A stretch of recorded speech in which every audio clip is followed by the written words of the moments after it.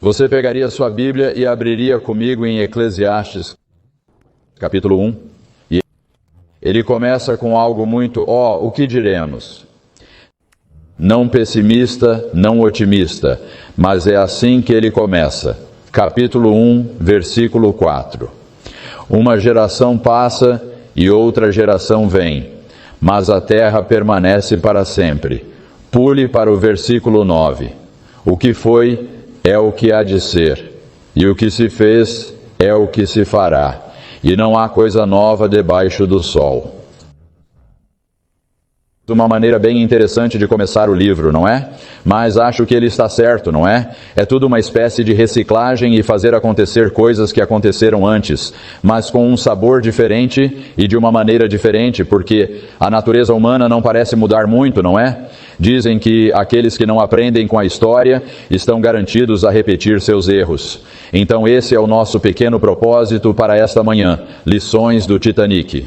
Como podemos aprender com algo que aconteceu há muito tempo em termos da nossa vida hoje? Você conhece muito bem esta pequena visão de Ellen White que vou ler para você. Pouco antes de enviar os testemunhos sobre os esforços do inimigo para minar os fundamentos da nossa fé por meio da disseminação de teorias sedutoras, li um incidente sobre um navio em meio à neblina encontrando um iceberg. Por várias noites, dormi pouco. Parecia estar curvada como uma carroça sob feixes. Uma noite, uma cena se apresentou claramente diante de mim. Um navio estava sobre as águas em meio a uma forte neblina. De repente, o vigia gritou: "Iceberg logo à frente." Elevando-se bem acima do navio, havia um iceberg gigantesco. Uma voz autoritária gritou: "Encontre-o." Não houve um momento de hesitação. Era hora de ação instantânea. O engenheiro acelerou a todo vapor e o homem ao leme dirigiu o navio direto para o iceberg. Com um estrondo, ele atingiu o gelo. Houve um choque terrível e o iceberg se partiu em muitos pedaços, caindo com um barulho como um trovão no convés. Bem, eu sabia o significado desta representação. Eu tinha minhas ordens. Eu tinha ouvido as palavras como uma voz do nosso capitão: "Conheça-o." Nos dias seguintes, trabalhei cedo e tarde, preparando para o nosso povo as instruções que me foram dadas a respeito dos erros que estavam surgindo entre nós. Encontrei isso em Mensagens Escolhidas, volume 1, páginas 205 e 206. Agora observe a urgência desta situação e desta visão. Erros estavam surgindo na igreja naquele momento da história da nossa igreja. E por que os erros preocupavam tanto nossos irmãos, a ponto de eles quererem revisá-los para fazer algo a respeito naquela época? Eles alarmam nossos líderes hoje tanto quanto faziam há 100 anos. Hoje, se você lembrar nossos líderes de algumas coisas que estão surgindo na igreja que são problemas, na maioria das vezes eles sorrirão e dirão para você não se preocupar com isso, pois Cristo está comprometido a proteger sua igreja. Eles nos falam sobre essa maravilhosa diversidade de agentes em que vivemos, na qual todas as opiniões variadas que ouvimos ao nosso redor são, na verdade, um trunfo para a igreja e a tornarão mais forte. Porque há uma disparidade aqui entre 100 anos atrás e hoje. Porque os erros que entram na igreja incomodaram tanto Ellen White e nossos líderes naquela época. Tudo o que eles precisavam era de um relacionamento com Jesus. Não é isso que nos dizem hoje? Porque nossos antepassados não perceberam que não precisavam se preocupar com todos os erros na igreja. Porque eles simplesmente não se sentaram e se confortaram? Deus cuidará de tudo. Não precisamos nos preocupar com isso. Bem, talvez as coisas sejam um pouco diferentes hoje do que eram naquela época. Mais ou menos na época em que Ellen White teve essa visão, duas estruturas muito grandes estavam sendo construídas. Uma dessas embarcações era chamada de Olympic, e a outra embarcação podemos aprender sobre ela por meio de um livro muito notável que afirma isso. Por meses e meses, naquele monstruoso recinto de ferro, não havia nada que tivesse a mais tênue semelhança com um navio. Apenas algo que poderia ter sido o andaime de ferro das naves de meia dúzia de catedrais colocadas de ponta a ponta. Por fim, o esqueleto dentro do andaime começou a tomar forma, e diante da visão disso, os homens prenderam a respiração. Era a forma de um navio tão monstruoso e inimaginável que se elevava sobre os prédios e ofuscava as alegres montanhas à beira-mar. Um leme tão grande quanto um olmo gigante, chefes e rolamentos de hélices do tamanho de moinhos de vento. Tudo estava em uma escala de pesadelo, e sob as fundações de ferro do piso da catedral, homens estavam deitados em camas de concreto, pavimentos de carvalho e grandes berços de madeira e ferro, e caminhos deslizantes de pinho para suportar a maior parte do monstro quando ele fosse movido. Cada centímetro quadrado de pavimento suportando um peso de mais de 2 toneladas. 20 toneladas de sebo foram espalhadas sobre os caminhos, e arietes hidráulicos e gatilhos construídos e fixados contra a maior parte do navio, de modo que quando chegasse o momento, a água que ele deveria conquistar deveria empurrá-lo finalmente para fora da terra. Em frente ao imenso andaime de aço, uma pequena placa preta com letras brancas simples anunciava White Star, Royal Mail Steamer, Titanic. Sem dúvida, ele foi o apogeu do navio a vapor, a apoteose do transatlântico. Coincidentemente, seu nascimento no mar lançaria formalmente a época do século XX. Agora, esta manhã, enquanto olhamos para isso, vou ler um pouco de um livro chamado The Titanic End of a Dream, de Win Craig Wade, que descreveu esse drama com muita perfeição. Agora, o que podemos encontrar se compararmos esta construção e navegação deste navio monstruoso, este navio poderoso, e o que tem acontecido e está acontecendo na Igreja Adventista do Sétimo Dia hoje? O que podemos aprender sobre isso? Haveria algum tipo de mensagem para nós que precisamos ter? Agora, não vamos entender mal o que estou dizendo aqui. Não estou sugerindo que a organização adventista do sétimo dia seja representada pelo Titanic, significando que está fadada a ser destruída. Esse não é o foco desta mensagem. Estou dizendo que pode ser representada pelo Titanic flutuando ou navegando. Queremos que este barco do movimento remanescente final, navegue até o porto e conclua sua missão? Essa é a questão que quero abordar. Agora, a primeira coisa que vem à mente é o tamanho deste Titanic. Quero dizer, maior e mais grandioso tem que ser melhor, certo? Temos o mesmo tipo de doença, só um pouquinho. Por volta de 1900, havia algumas coisas perturbadoras acontecendo em Battle Creek, Michigan, a sede da nossa obra naquela época. Elas pareciam pressagiar alguns problemas. Por um lado, contra a insistência repetida de Ellen White, a cidade havia se tornado uma colônia adventista grande e cada vez mais incontrolável, todos se reunindo em um só lugar. E por anos ela alertou contra o perigo de centralizar nossos meios e talentos em um só lugar. E ainda assim, no ano de 1900, as instituições adventistas dominavam a cidade de Battle Creek. Era uma cidade adventista quase de cima a baixo. Então, depois que o sanatório de Battle Creek foi queimado até o chão em 1902, Ellen White fez esta pergunta: uma responsabilidade solene repousa sobre aqueles que tiveram a responsabilidade do sanatório de Battle Creek. Eles construirão em Battle Creek uma instituição gigantesca ou executarão o propósito de Deus fazendo plantas em muitos lugares? A mesma preocupação a propósito foi emitida contra aqueles que foram responsáveis pela construção daqueles 2 navios poderosos que estavam sendo construídos na época do Titanic. Bem no meio do tempo em que a maior parte do mundo estava elogiando com admiração esta estrutura magnífica, indicativa da sabedoria e poder do homem, o livro que estamos lendo apontou que havia alguns detratores. Os editores do The Economist rosnaram para os construtores navais que tentavam lamber a criação. Suas objeções eram inteiramente pragmáticas. Esses navios monstruosos envolveriam uma concentração muito grande de vida e riqueza em um único fundo.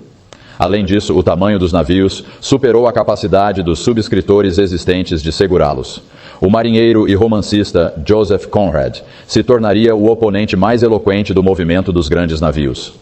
O aumento no tamanho dos navios, disse Conrad, não era progresso. Se fosse elefantíase, que faz com que as pernas de um homem fiquem tão grandes quanto troncos de árvores, seria uma espécie de progresso, enquanto não é nada além de uma doença, e uma doença muito feia. Bem, nós meio que tivemos dificuldade em aprender com aqueles incêndios em Battle Creek, não é? E sobre os avisos de Ellen White. Nós ainda amamos grandes instituições, não é? Elas nos fazem sentir bem. Isto é grande, isto é especial. Um senso de importância, um sentimento de valor. Estamos competindo com aquelas outras denominações e igrejas por aí. Maior é melhor. Talvez tenhamos os mesmos problemas. Voltando ao nosso livro. Os anúncios asseguravam que quaisquer 2 compartimentos principais poderiam ser inundados sem comprometer de forma alguma a segurança do navio.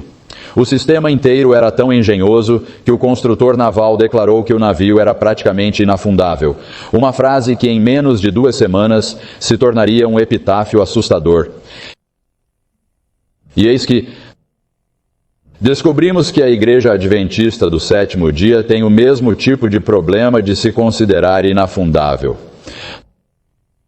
Nossos homens sorriem e nos dizem para não nos preocuparmos com as heresias que estão chegando. Eles nos dizem que Cristo guiará este navio com segurança para o porto, mesmo que não façamos nada que Cristo nos disse para fazer para protegê-lo. Tudo dará certo. Não se preocupe com isso de forma alguma. Voltando ao nosso livro. A famosa greve de carvão de 1912 estava acontecendo e vários navios norte-americanos estavam com falta de combustível. O Titanic precisava de 650 toneladas de carvão por dia para alimentar suas 159 fornalhas famintas. Fale sobre algo grande, além da imaginação. Então aqui vemos que o Titanic precisava de combustível para fazer sua jornada cheia de acontecimentos. Nossa igreja também precisa de combustível para fazer sua jornada? Qual foi o motivo da construção deste navio, segundo os fabricantes do Titanic? Era para transportar pessoas de um lugar para outro de forma rápida, segura e barata. Qual é o propósito principal da Igreja de Deus? Não é mover pessoas de um lugar, a terra, para outro lugar, o céu, com segurança. Qual é o propósito principal da Igreja de Deus?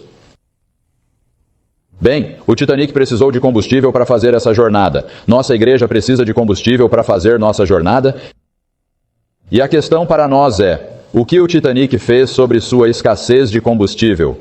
Novamente, nosso autor nos diz: consequentemente, a White Star Line cancelou as viagens de seu Oceanic e Adriatic, igualmente programadas para Nova York, e transferiu os passageiros, bem como carvão, para o Titanic. A White Star também trouxe carvão dos porões de outros navios, o menor transatlântico New York, por exemplo. Outros navios, como o Philadelphia, cancelaram partidas programadas, transferindo muitos de seus passageiros também para o Titanic. E aqui vemos que, para resolver o problema da falta de combustível, os administradores da White Star Line, responsáveis pelo Titanic, tiveram que retirar combustível dos porões de outros navios concorrentes e trazê-lo a bordo do Titanic.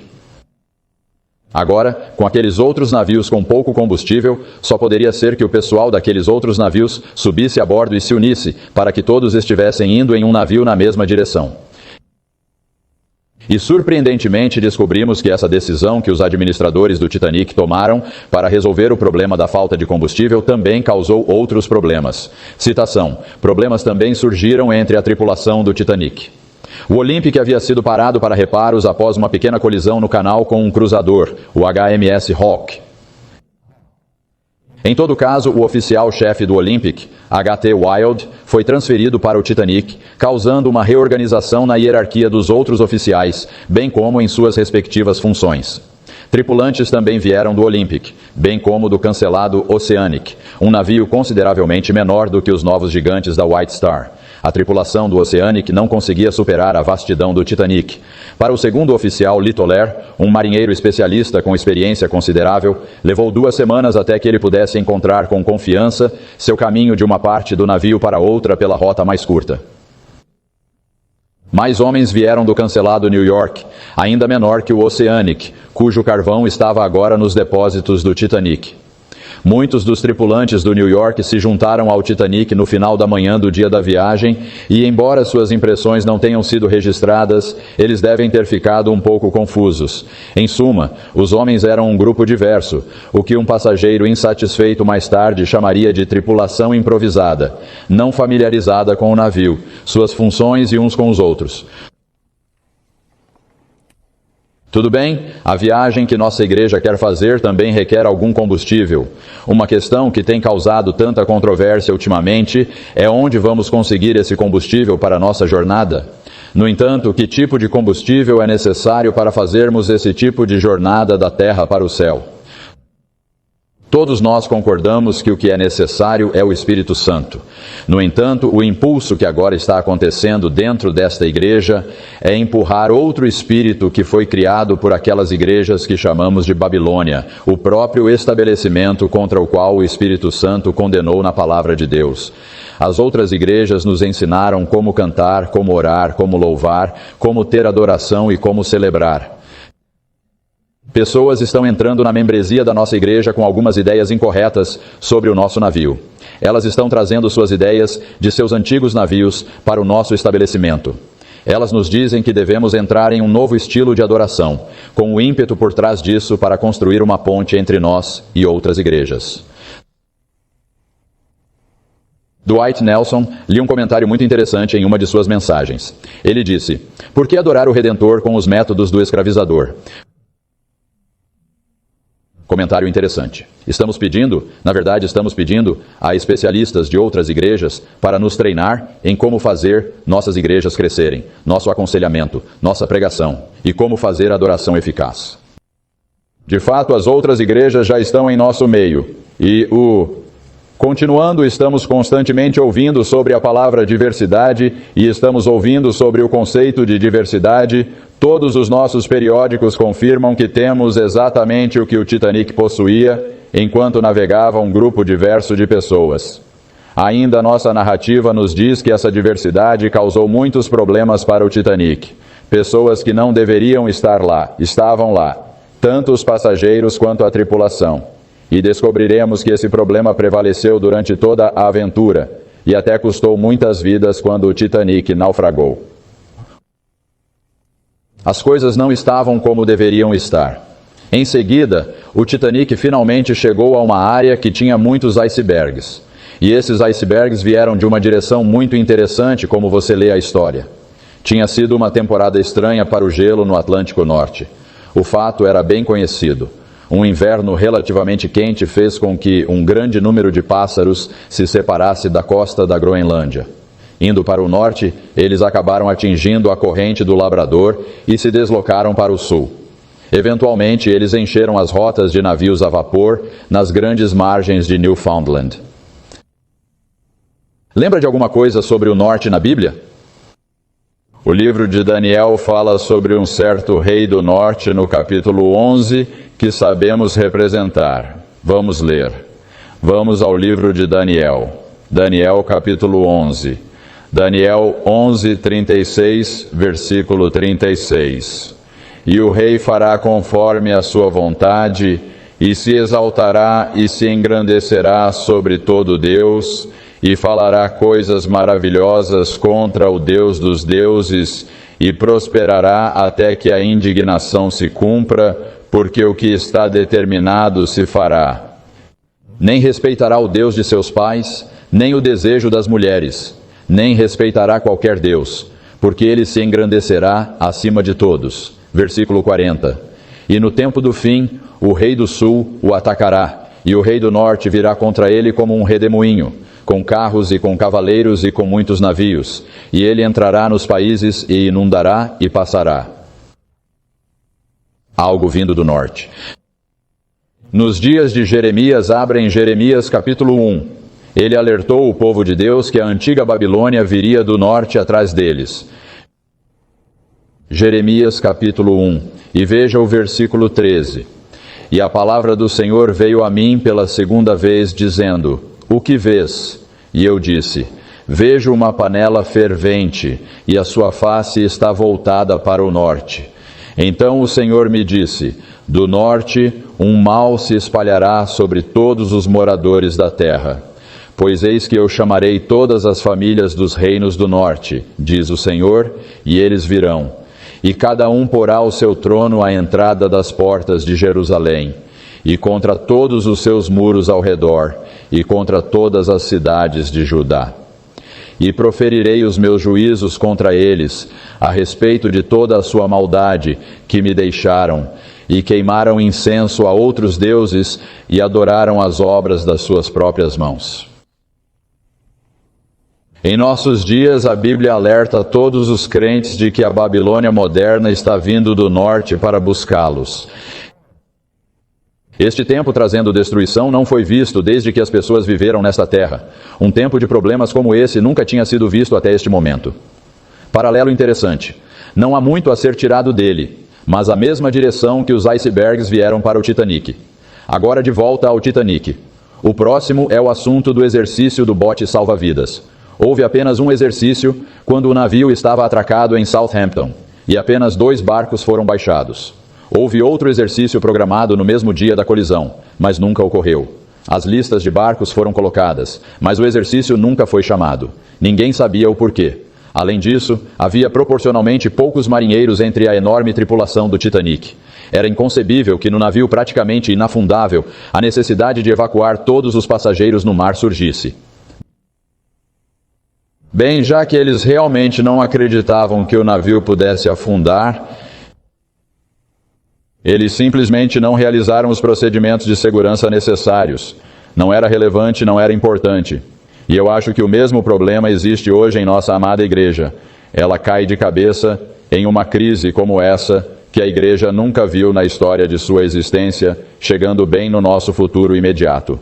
Ela foi avisada repetidamente sobre a grande provação que está por vir. No entanto, quanto mais ela se dirige para essa grande crise, menos ouvimos sobre isso, menos sua mídia fala sobre isso, ou treina as pessoas a respeito disso. Simplesmente não ouvimos muito sobre como nos preparar para a maior crise que este mundo já viu. As pessoas a bordo do Titanic, confiando no tamanho e na força do navio, e também na sabedoria daqueles que o administravam, descobriram tarde demais onde sua confiança deveria estar. Sua confiança estava no lugar errado. Uma parte importante da história em torno do Titanic foi que ela recebeu um aviso abundante do perigo que a cercava quando estava naquelas perigosas águas infestadas de gelo. O almirante F. Chadwick afirmou que o Titanic foi perdido por uma navegação imprudente, correndo a toda velocidade, embora tão amplamente avisado, para uma situação perigosa que poderia facilmente ter sido evitada. Este é o fato fundamental. Triste e importante, ele disse que isso explica tudo. Este foi um resumo muito conciso das informações conhecidas. A má navegação foi responsável por este desastre. Durante as audiências de Nova York que investigaram este desastre logo depois, essas palavras foram coletadas durante uma entrevista que o senador Alden Smith teve com Harold Bride, que era o único operador de rádio sem fio sobrevivente do Titanic. Houve uma mensagem entregue ao capitão à tarde, senhor, no final da tarde, sobre o campo de gelo. De quem? Do Californian, senhor, Bride respondeu. Este foi pelo menos o 3º aviso de ICE conhecido por ter sido enviado ao Titanic. No mês seguinte, o subcomitê coletaria mais alertas do ICE que haviam sido enviados ao navio, e mesmo assim, a lista estaria incompleta. Um passageiro importante foi entrevistado sobre seus pensamentos em torno da causa do desastre, declarado incisivamente: "Eu digo que foi descuido, descuido grosseiro." O capitão sabia que estávamos entrando em um campo de gelo, e por que ele deveria permanecer jantando no salão quando tal perigo estava por perto? A mesma pessoa relacionada a um repórter, o Sr. Ismay, estava jantando com o capitão Smith, ambos em trajes de gala em um salão inferior, quando o capitão pelo menos deveria estar em seu posto de serviço na ponte. Na minha opinião, como um homem acostumado à disciplina e à responsabilidade, o capitão Smith deveria estar na ponte, sabendo como todos a bordo do Titanic sabiam que havia icebergs a caminho. Suponho, no entanto, que ele foi convidado para este jantar pelo gerente-geral da linha e que ele teve que ir. E, meus amigos, a ideia de que qualquer instituição ou grupo tem a bênção incondicional de Deus, não importa o que eles façam, sua bênção independentemente do que eles façam ou digam, independentemente de seu desrespeito à autoridade divina, conforme ensinada na palavra escrita, isso é completamente contrária à Bíblia e contrária ao princípio protestante.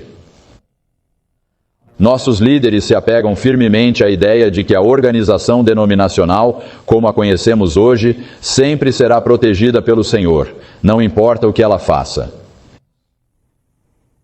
Isso não é um pensamento sensato.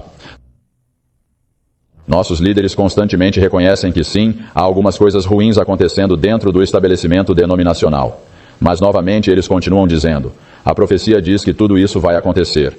Nós apenas temos que manter nossos olhos no Senhor e cuidar da nossa salvação. Não se preocupe, Deus pilotará este navio com segurança para o porto. Resposta muito comum. Voltando à nossa história.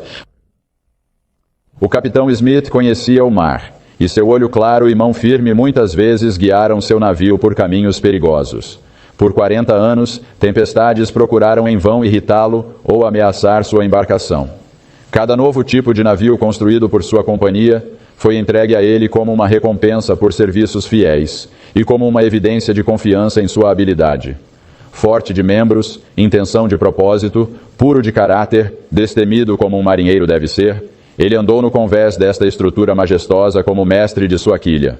Por mais titânica que ela fosse, sua indiferença ao perigo foi uma das causas diretas e contribuintes desta tragédia desnecessária, enquanto sua disposição para morrer foi a evidência expiatória de sua aptidão para viver.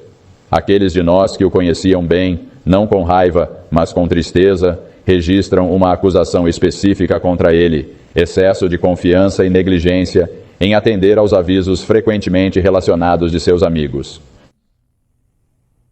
Ellen White escreveu isto a um pastor da Igreja Adventista do Sétimo Dia. Uma responsabilidade terrível repousa sobre o irmão G. Enquanto professava ser um pastor, ele permitiu que o devorador entrasse no rebanho e observou enquanto as ovelhas eram dilaceradas e devoradas.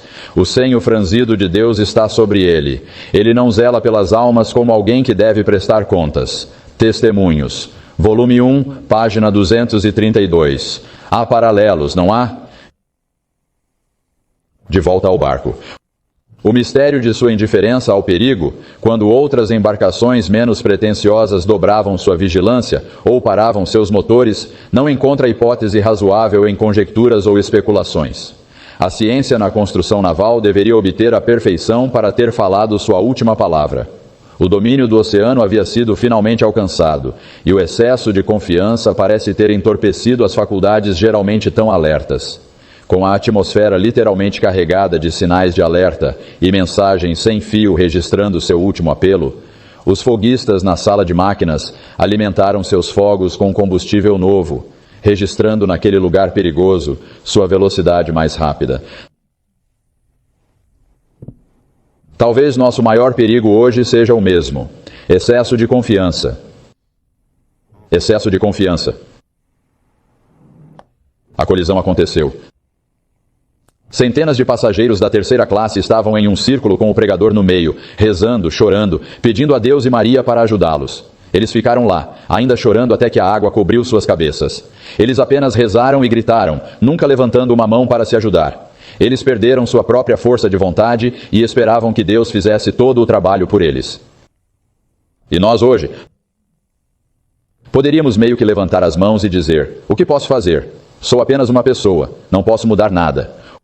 O mínimo que pode ser feito é avisar e garantir que ninguém seja enganado, avisar e esclarecer, e o próximo passo seria protestar e repreender, se necessário.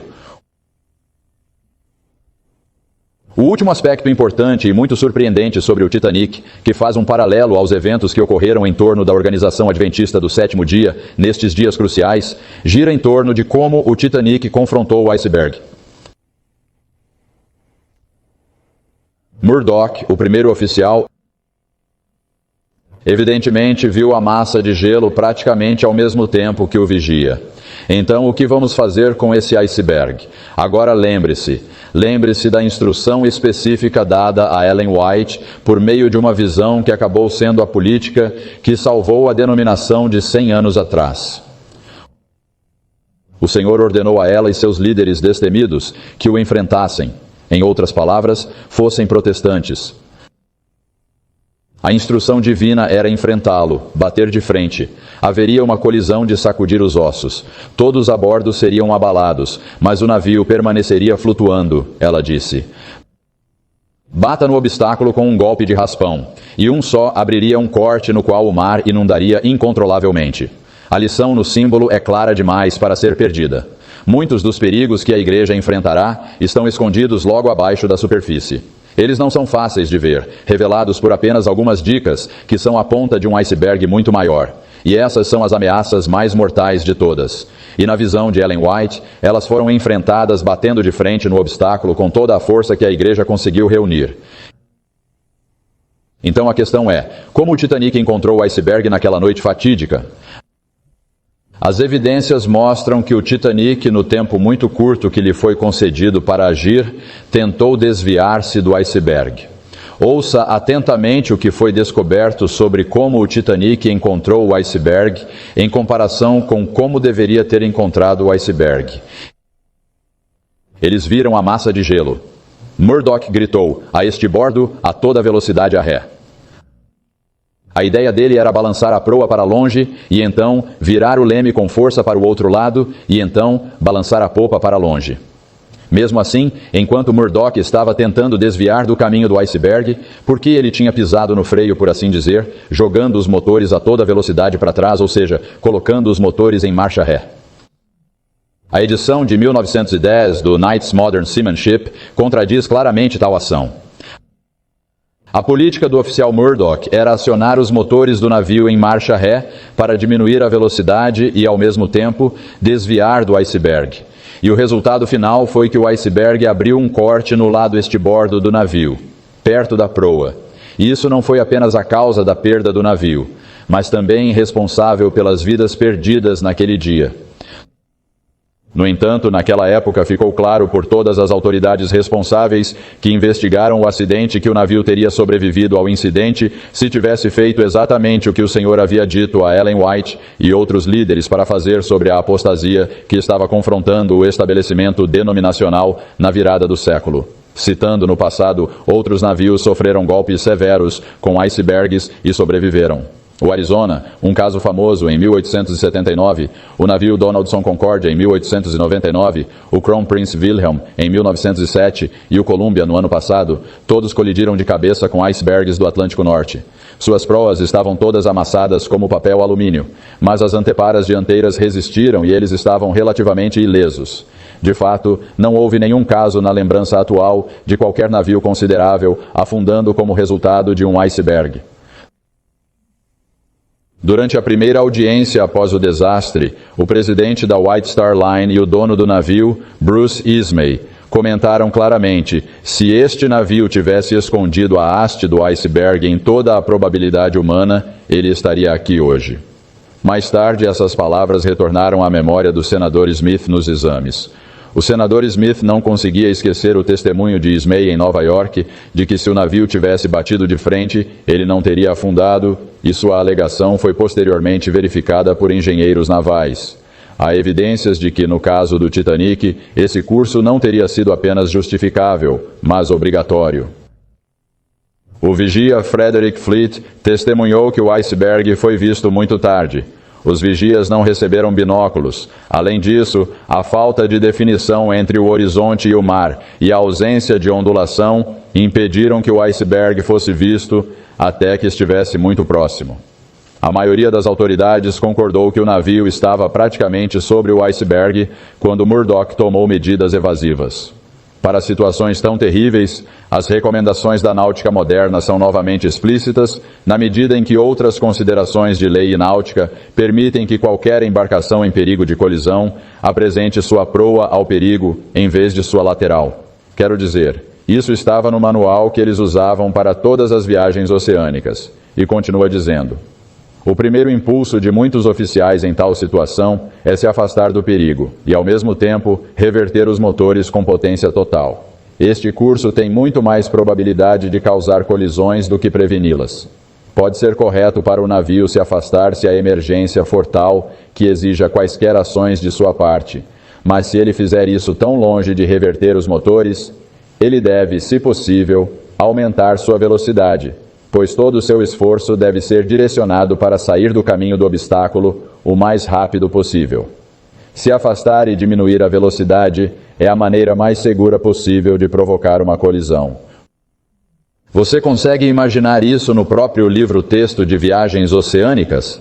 E observe como esse é diretamente o conselho dado pelo Sr. a Ellen White, para garantir que a organização denominacional permanecesse à tona há 100 anos. Ela estava em perigo de afundar.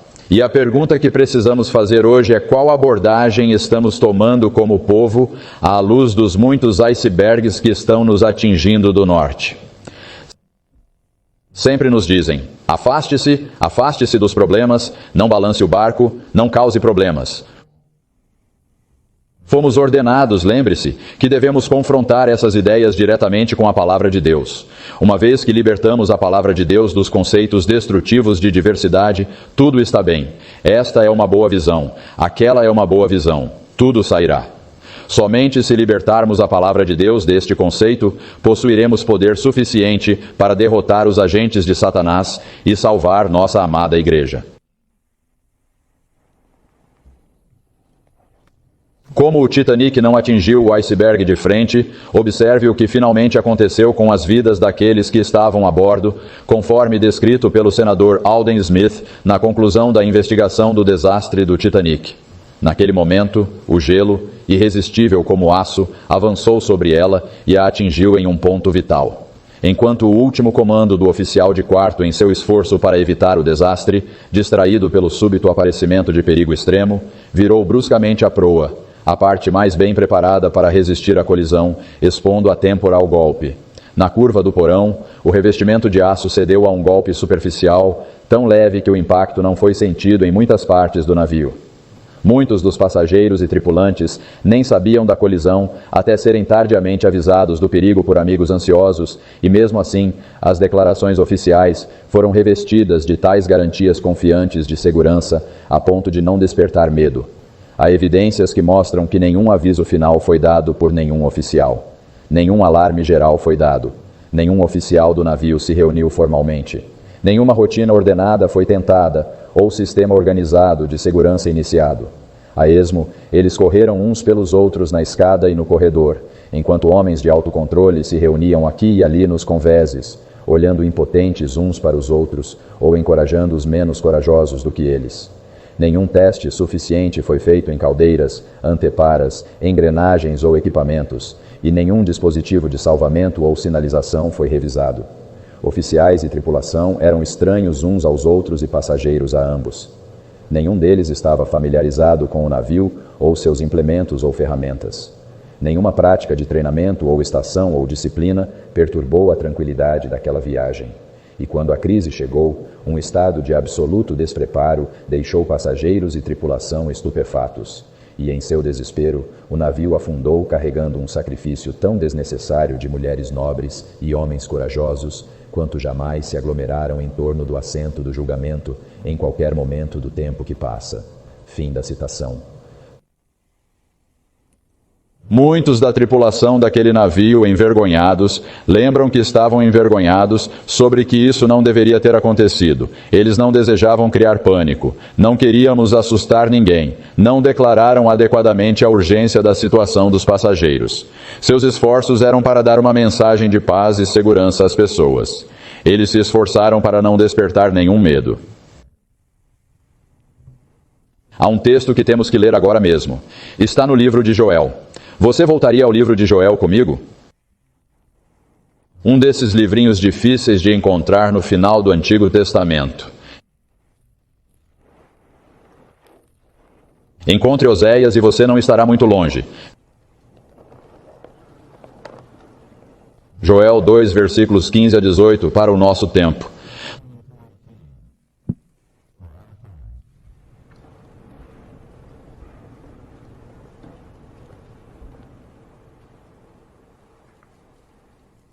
Tocai a trombeta em Sião, santificai um jejum, convocai uma assembleia solene, reuni o povo, santificai a congregação, reuni os anciãos, reuni as crianças e as que mamam nos seios, saia o noivo da sua câmara e a noiva do seu aposento. Chorem os sacerdotes, os ministros do Senhor, entre o pórtico e o altar, e digam: poupa o teu povo, Senhor, e não entregues a tua herança ao opróbrio, para que os gentios os dominem. Porque diriam entre os povos: onde está o seu Deus? Então o Senhor terá ciúmes da sua terra e terá piedade do seu povo. Importante, precisamos levar realmente a sério nossa situação hoje. O que faremos como povo? Vamos aprender e dar ouvidos a esta mensagem? Vamos aprender que nada é indestrutível, exceto as direções que o Senhor estabeleceu? Nada. Seremos capazes de entender que a única maneira pela qual Satanás conseguiu destruir o povo de Deus foi separá-los dos princípios e orientações que o Senhor estabeleceu para eles, tornando-os menos importantes como pensávamos que eram? Meus amigos, o Titanic. Um livro de lições. Acho que é um livro de lições para o nosso povo e para o fim dos tempos. Tantas áreas em que algo poderia ter sido feito para evitar o desastre. Uma lição para nossas gerações, avançando para os limites externos da provação humana. Estamos perto do fim de todas as coisas. É uma lição para nossa igreja, para outras igrejas, para os Estados Unidos da América. Estamos nos sentindo bastante indestrutíveis agora, hoje em dia, a maior nação da história desta terra. E para o resto do mundo, acho que o futuro depende de nós. Decidiremos seguir o livro e as mensagens de Deus, ou confiar nos humanos que estão nos dizendo o que devemos fazer. Vamos acordar por nós mesmos, meus amigos, sem a necessidade de um desastre. Funcionou há 100 anos, pode funcionar hoje se seguirmos os mesmos princípios. Mais um do livro que tenho lido. Cada circunstância tragicamente irônica teria sido considerada como contribuindo para a repreensão do orgulho excessivo. Pois o Titanic era a encarnação da arrogância do homem em igualar tamanho com segurança, seu orgulho em maestria intelectual à parte da maestria espiritual, sua cegueira para as consequências da extravagância perdulária e sua fé supersticiosa no materialismo e na tecnologia. Isso é para nós hoje? Tecnologia?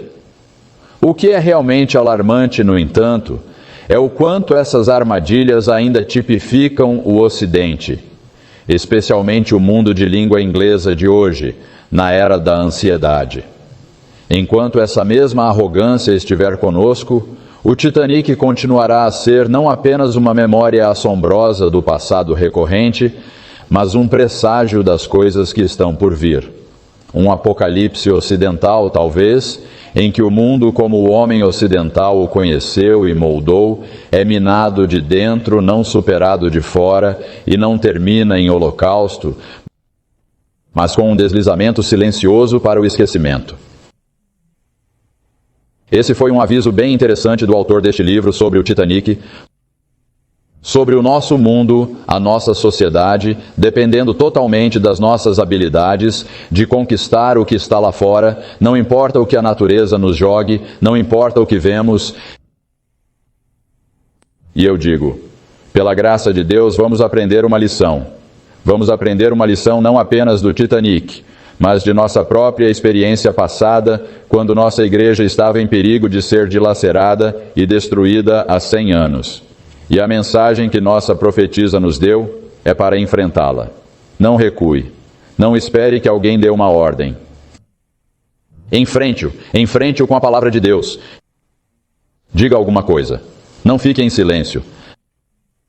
Aproveite a oportunidade para falar a favor de Deus e sua verdade.